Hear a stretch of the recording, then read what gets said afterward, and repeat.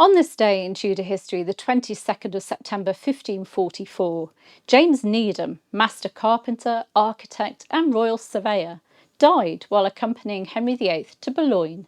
He was buried there at the Church of Our Lady. Back home in Hertfordshire, a monument went up in Little Wymondley to honour him.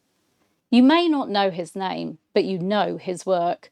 When you look up at the soaring roof of Hampton Court's Great Hall, pass through Traitors Gate at the Tower, or imagine the splendours of Whitehall, you're stepping into James Needham's world, the wood, stone and engineering that staged Tudor power.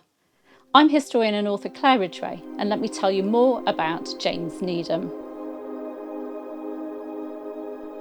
We don't have James Needham's birth date, but we do know he was the son of a London carpenter, Christopher Needam, and he rose through skill, reliability and relentless graft.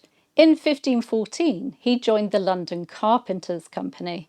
He climbed fast, warden in 1515 and again in 1533, and master in 1534, 1535 and 1542, proof that his peers trusted his expertise.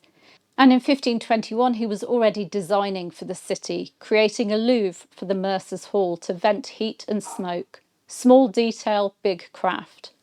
Between 1522 and 1525, Needam worked abroad as a military carpenter, a reminder that Tudor building also meant fortifications, logistics and war work. On returning, he became a gunner at the Tower of London in 1525, being promoted to senior gunner the following year.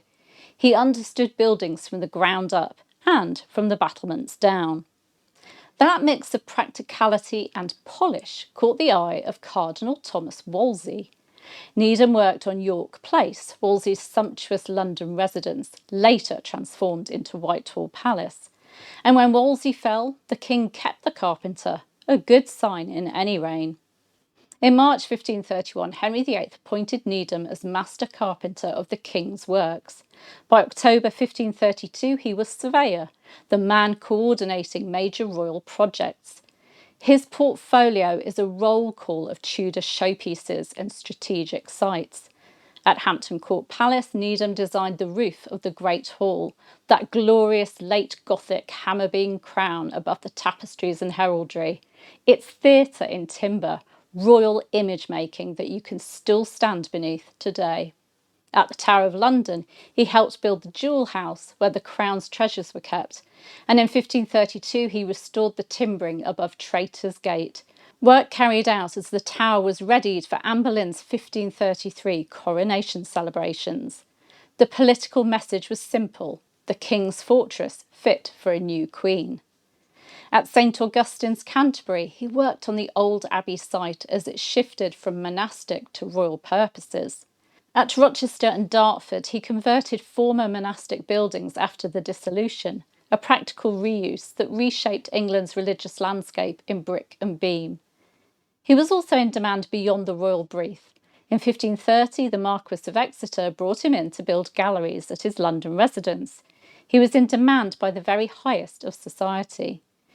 In 1538, he purchased the dissolved priory at Little Wymondley, Hertfordshire, and made it his home. He and his wife Alice Mary had 7 children, 5 sons and 2 daughters to bring up there. In 1544, Needam joined Henry VIII's expedition to France. As the king besieged and took Boulogne, the Carpenter Surveyor was there, because even war required builders to bridge, buttress, shore and house. He died on campaign and was laid to rest in Boulogne's Church of Our Lady. At Little Wymondley, his community raised a monument, a London craftsman who'd helped build a royal stage. Needam's life shows how skill could lift a man from guild bench to royal chamber, and how the great set pieces of Henry VIII's reign were engineered by people whose names rarely make the headlines. But next time you're at Hampton Court, look up. Those angels, bosses and beams, well, James Needam helped put them there. And that's how a carpenter from London helped shape the look and feel of a King's England. If you enjoyed meeting one of the Tudors' hidden makers, please do like, subscribe and ring the bell for more daily On This Day stories. I'll see you very soon.